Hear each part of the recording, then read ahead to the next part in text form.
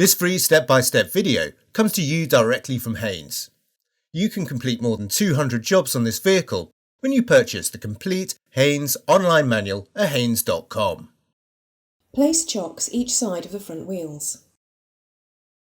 Using the special anti-theft wheel bolt adapter where necessary, slacken each of the wheel nuts half a turn. Position the jack head under the reinforced section of the door sill flange, then raise the vehicle until the wheel is clear of the ground. Support the vehicle with an axle stand under the reinforced section of the sill flange.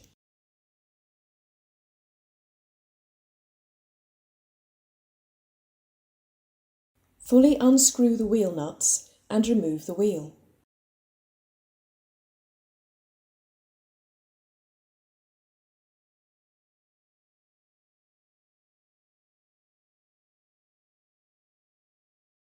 Hold the lower guide pin stationary with an open-ended spanner, then unscrew the lower guide pin bolt.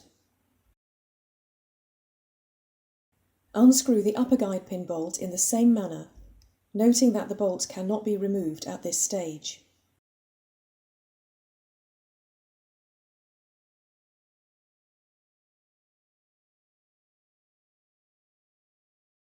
Slide the caliper from place and suspend it from the suspension strut using wire to prevent straining the rubber hose.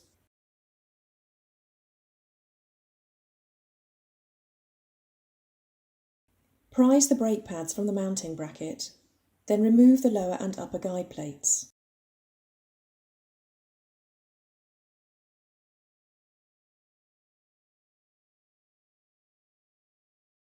Measure the thickness of the pad friction material. If any pad is worn down to 1.5 mm or less, all 4 rear brake pads must be renewed. Clean the mounting bracket and caliper with a brush and brake cleaner.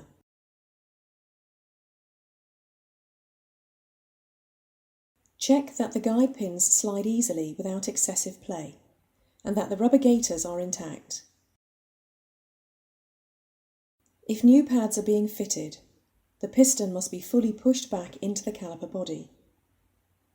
To prevent dirt from being forced back up into the hydraulic system, apply a clamp to the rubber hose. Remove the dust cap and fit a spanner to the bleed screw. Attach one end of a plastic tube to the bleed screw, with the other end in a suitable container.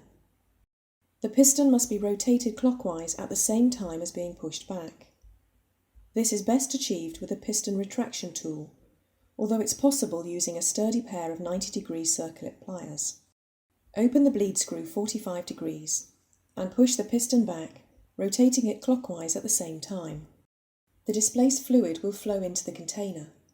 As the piston comes to a stop, close the bleed screw. Remove the retraction tool.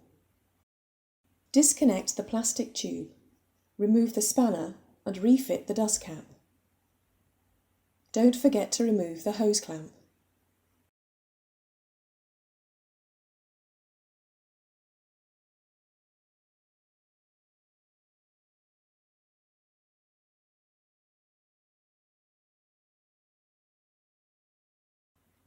Refit the lower and upper guide plates to the mounting bracket.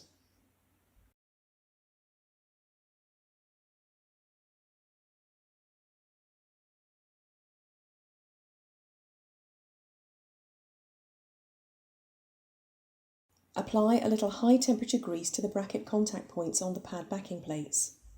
Take care not to get any grease on the friction material. Slide the inner brake pad into place, ensuring the friction material is against the disc face. Apply a little grease to the backing plate on the outer brake pad and slide it into place in the mounting bracket.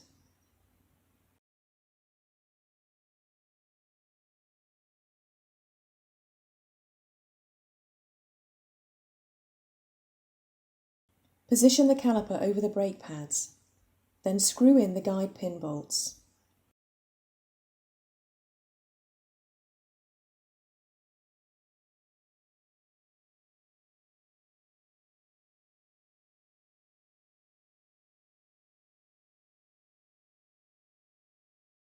Tighten the guide pin bolts to the specified torque. Repeatedly depress the brake pedal to bring the pads into full contact with the disc. Repeat this procedure on the remaining rear brake. Locate the wheel over the hub studs, then refit and lightly tighten the wheel nuts.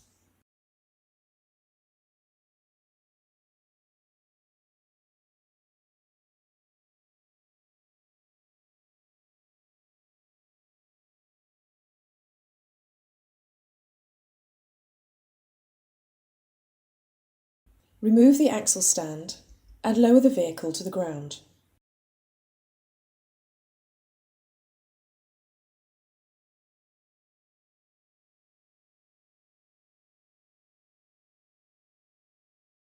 Tighten the wheel nuts to the specified torque.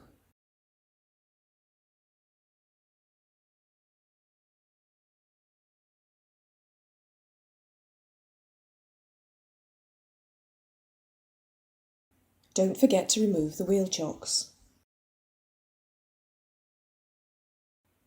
Upon completion, check and if necessary, top up the brake fluid level.